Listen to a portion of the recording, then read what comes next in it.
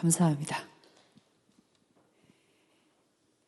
이 고린도 지역 시장에서 유통되는 고기들은 대부분 우상에게 바쳐졌던 것들이었습니다. 이 고린도 교인들이 시장에서 유통된 것을 사오는 건 사실 당연한 일이죠. 그러나 이 부분에서 시험에 빠진 성도들이 나타나기 시작했습니다.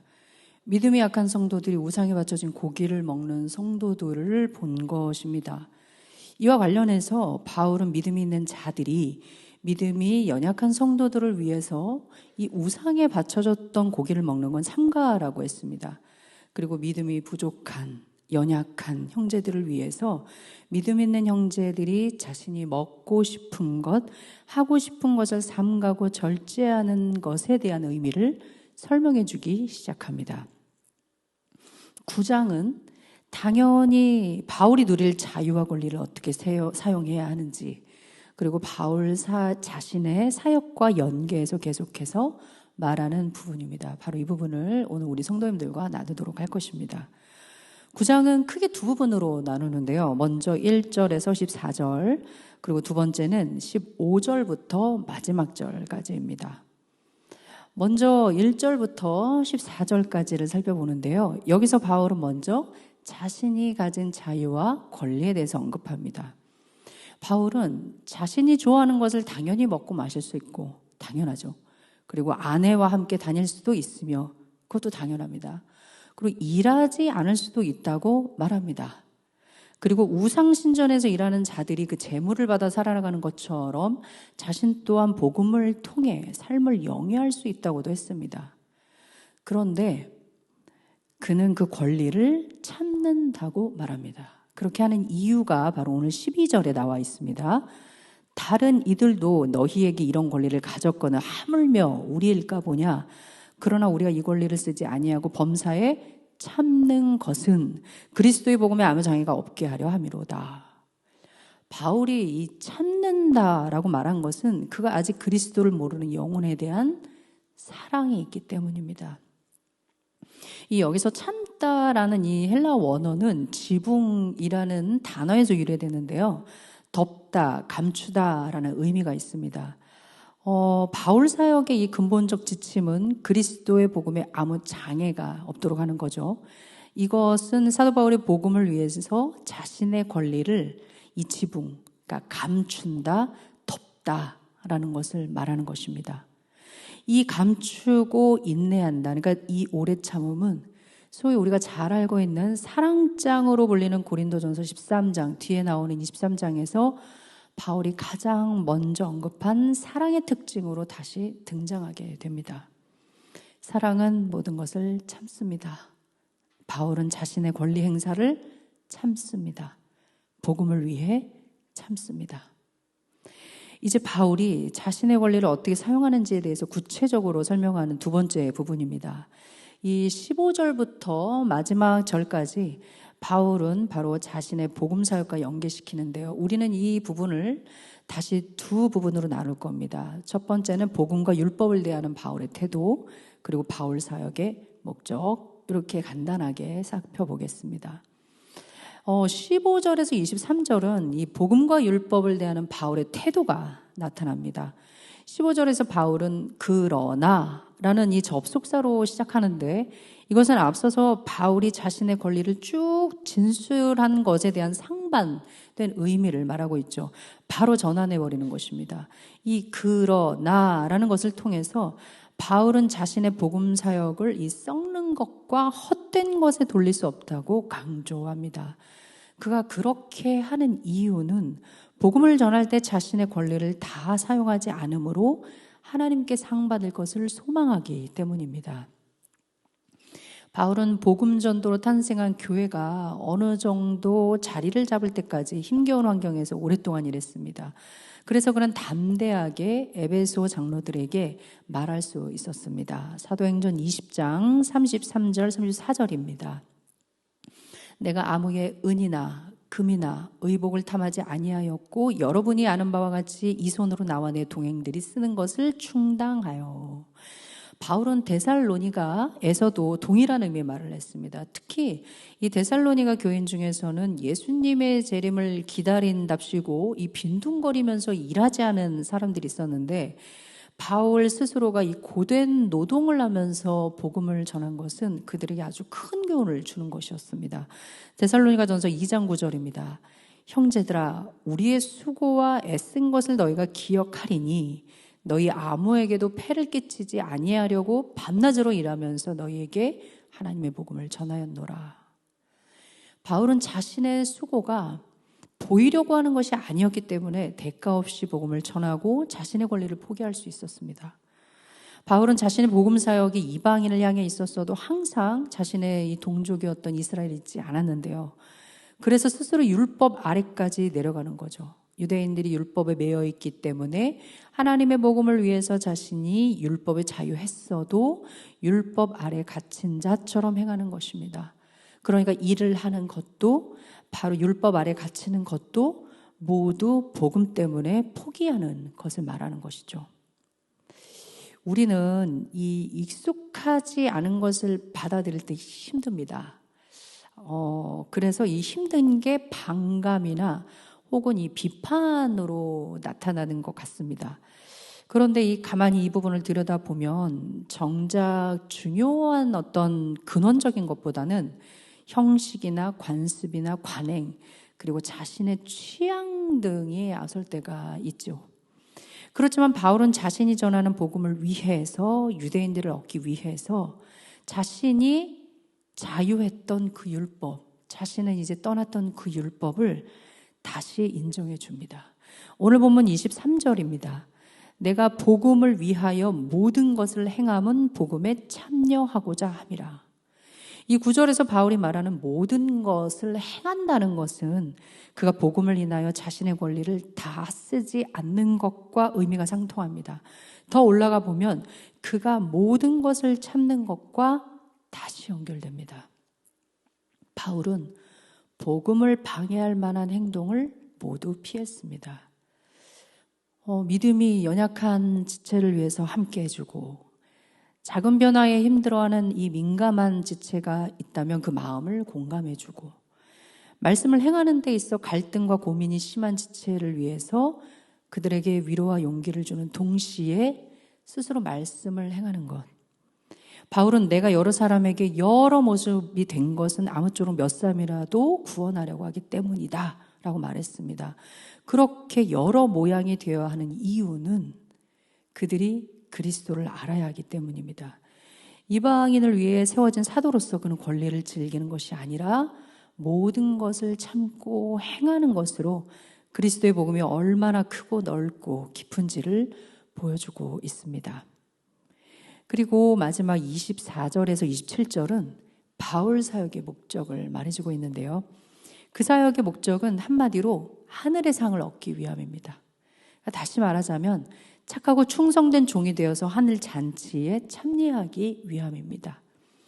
24절부터 27절을 보면 이 바울은 운동장에서 경기에 참여하는 선수들의 이미지를 적용하고 있는데요. 이는 고린도 교인들이 올림픽 경기와 이스드미안이라는 경기를 알고 있기 때문입니다. 특히 이스드미안 경기는 고대 그리스의 4대 경기 중에 하나였습니다. 이 대회는 고린도 지역의 이름을 따서 명명되었는데 2년마다 열린 대회였습니다. 이 대회는 그리스 신 중에 하나인 포세이돈을 위해서 치루어졌습니다. 이 당시에 이 선수들이 상을 얻기 위해서 10개월 전부터 엄격한 규칙 아래에서 고된 훈련을 받았다고 하는데요. 그리고 경기 전에 모든 군사를 뺐다고 합니다. 그 이유가 자신의 몸을 이 신에게 제대로 바치기 위해서라고 합니다. 그래서 그들은 나체로 경기를 치렀다고 하고요. 이 체중이 쉽게 증가하는 음식 먹거나 혹은 훈련에 방해가 되는 행동은 바로 죄로 간주되었습니다. 선수들이 신에게 온전한 제물이 되기 위해서 힘들고 고되게 자신을 훈련하고 몸을 만든 것이죠. 승리자에게는 머리에 무엇을 씌워주는데요. 이거는 바로 잎사귀로 만든 관입니다.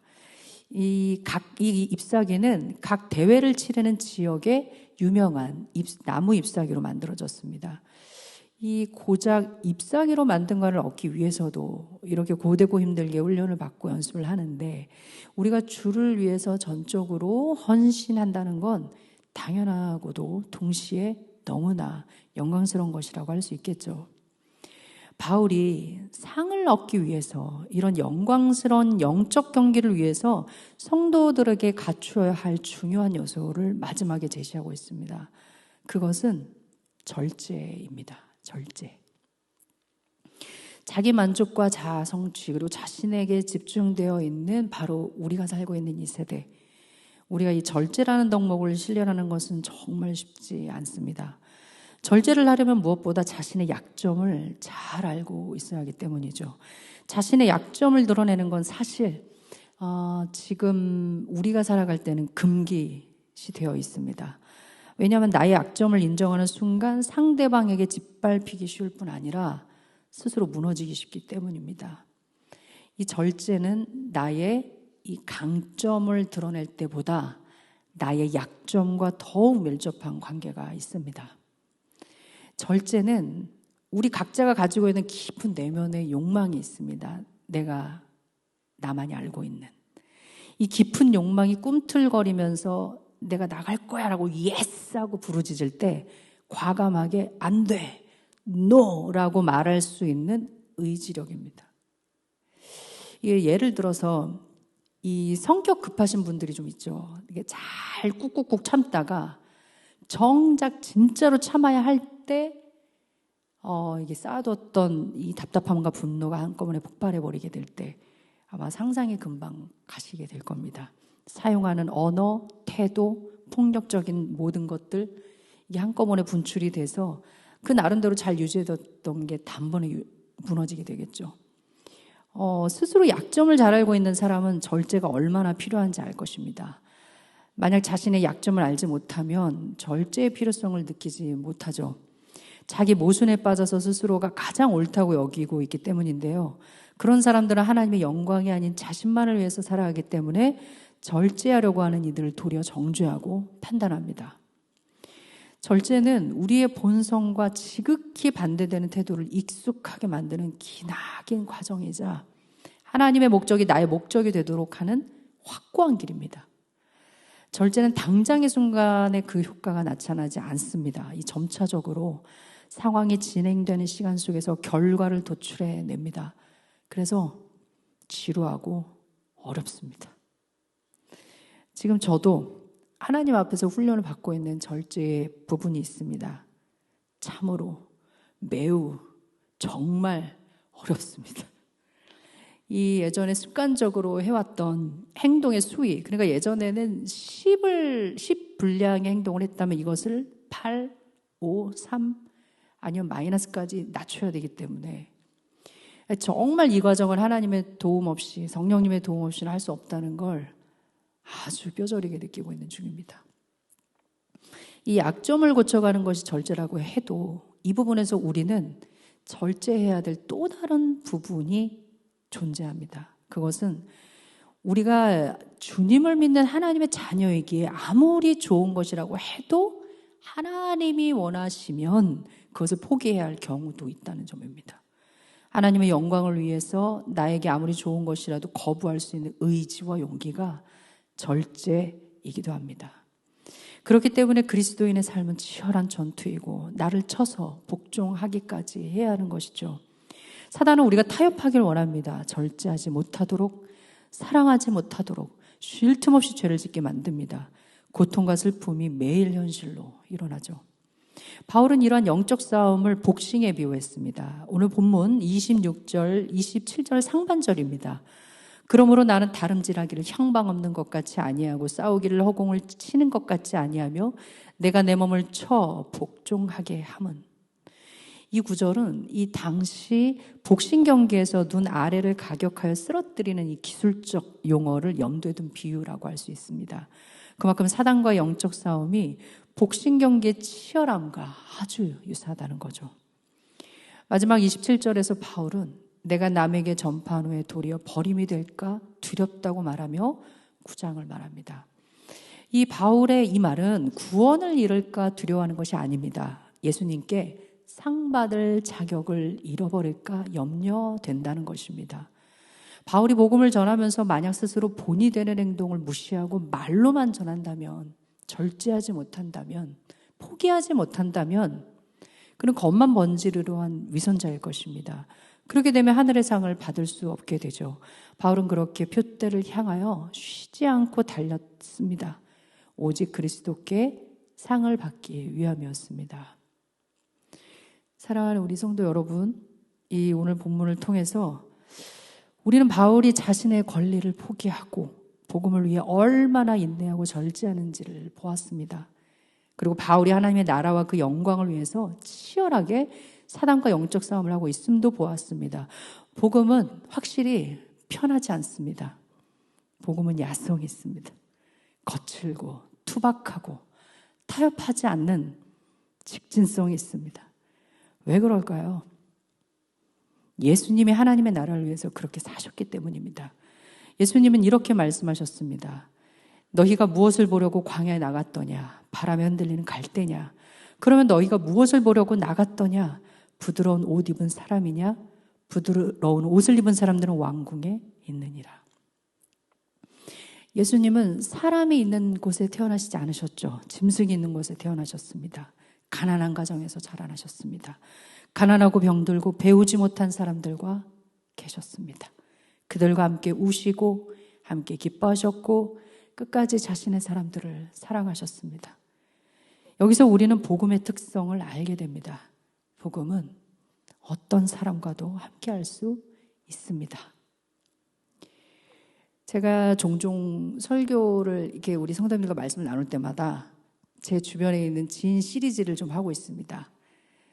오늘도 제 친구 한 명을 준비해 왔는데요. 정말 오래된 친구입니다. 초등학교, 중학교 때 있었던 친구인데 보현이라고 해요. 이름이 보현입니다. 실명입니다. 이렇게 말할 수 있는 이유는 이 친구는 예수님을 안 믿기 때문입니다. 이 친구가 엄마가 불교를 믿으세요. 정말 불교를 정말 좋아하시는 분입니다. 근데 이 친구는 사실 불교를 믿지는 않아요. 그런데 제가 교회 다니면서 한 번 나가자고 되게 말했습니다. 이 친구가 제 단짝 친구였기 때문에 그렇게 내가 너랑 놀아줄 테니까, 보현이는 항상 저희 집에 왔었거든요. 놀자고. 근데 믿으실지 모르지만 저는 나름 되게 책을 보는 걸 좋아했습니다. 그래서 너 나랑 교회 가면 내가 나가서 너랑 놀겠다. 그런데 이 친구가 할 것 같았거든요. 저를 되게 좋아해줬던 친구인데 근데 진짜 예수님을 진짜 안 믿더라고요. 정말 안 믿었습니다. 그래서 나중에는 성인이 되어서 만났는데 제가 한번 열변을 토했습니다. 열변을 토해서 제가 갖고 있는 지식을 총동원해서 너 정말 예수님 안 믿으면 안 된다. 계속해서 말을 했습니다. 거의 설득처럼 정말 제 딴에는 논리정연하게 막 얘기를 했는데 그때 그 친구가 딱 이 말을 했습니다. 수진아, 야, 너 진짜 말 잘한다. 저는 정말 쇼크를 먹었습니다. 거기서. 야, 교회 나가야 될 것 같아. 이 말을 저는 기대했거든요. 제가 이 정도 했으면. 그런데 야, 너 진짜 말 잘한다. 그게 중요한 게 아니지 않습니까? 그 이후로 제가 그 친구에게 예수님에 대한 말을 하지 못했습니다. 그래서 제가 생각했습니다. 나는 진짜 보현이를 사랑하지 않았나? 어쩌면 내가 보현이보다 죄송합니다. 공부는 좀 잘했습니다. 제가. 그래서 내가 보현이보다 공부를 잘하고 내가 맨날 반장을 하고 이 친구는 그냥 내 옆에 그냥 이렇게 따라다니는 친구여서 내가 이 친구를 무시했었나? 나도 모르게. 내가 너무 의기양양했었나? 이게 아닌데. 내가 진짜 이 친구에게 진심으로 너는 예수를 믿어야 된다라는 걸 전해주지 못했나 보다. 저는 그 친구는 이제 결혼을 하고 나서 이제 좀 소원해졌는데 제가 이 설교를 준비하면서 그 친구가 정말 생각이 나서 전화도 전화지만 기도를 해주는 게 무엇보다 필요하겠다고 생각이 들었습니다. 그래서 그 친구를 위해서 기도했습니다. 준비를 하면서 제가 아니더라도 다른 분을 통해서라도 복음이 그 친구에게 흘러가기를, 복음을 전하는 제 모습이 의기양양하고 너무 자신만만하게 보였다면 그 친구의 기억에서 없어졌기를, 그리고 그 친구가 정말 예수님을 믿어서 그 가정에 믿음의 작은 씨앗이 됐으면 좋겠다라고 하나님께 기도를 했습니다. 사랑하는 성도 여러분, 우리가 뭐 기도하는 것도 좋고 소망과 미래를 기도하시는 것도 좋고 다 좋은데 하나님의 자녀니까 당연합니다. 그렇지만 무엇을 위해서 나는 이렇게 달려가는가? 라는 근원적 질문은 꼭 필요하다고 생각합니다. 예수님은 사실은 예수님처럼 완전히 복사판으로 사는 걸 원하지 않으시죠. 괜찮습니다. 그런데 복음을 위해서 다른 사람들의 필요와 관심사에 대해 소통하고 공감하는 것은 필요합니다. 왜냐하면 우리 주님이 그렇게 하셨기 때문이죠. 작은 부분이나마 삶에서 절제라는 것을 한번 시도해보고 나의 약함을 하나님께 내려놓고 눈물을 흘려보고 몸부림칠 줄 아는, 이 신앙의 야성을 유지하려고 스스로 생활의 부족함을 선택할 줄 아는 용기, 이 의지를 가지고 있다면 우린 주님의 이 말씀을 더욱 붙잡게 될 것 같습니다. 내가 결코 너희를 버리지 아니하고 너희를 떠나지 아니하리라. 두려워하지 말라. 내가 수치를 당하지 아니하리라. 놀라지 말라. 내가 부끄러움을 보지 아니하리라. 우리 사랑하는 개포동교회 모든 성도님들께서 오늘 이 함께 나눈 말씀을 통해서 범사의 참음으로 그리스도의 복음을 위해 나의 권리를 포기할 줄 아는 빛과 소금으로 하나님의 기쁨이 되셔서 주를 향한 사랑으로 충만해지시길 주님의 이름으로 간절히 축원드립니다. 다 같이 찬양하시고 기도하겠습니다.